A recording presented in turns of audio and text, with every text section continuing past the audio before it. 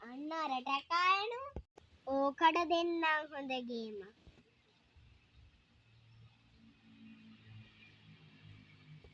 ටකා මල්ලි අක්කේ ඔබ දන්නවද අපේ ගෙදරට හොරු පැන්නනේ ඊයර? කවුද අම්මේ? වෙන කවුද? ටකා තමයි.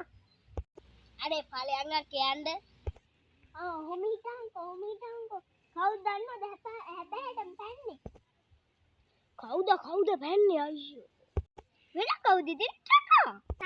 අම්මා මහින්දලා අක්කා. අම්මට උඩ ටකා මල්ලි කොහෙද යන්නේ? යන්නත් ආවා. යන්නත් නෑ.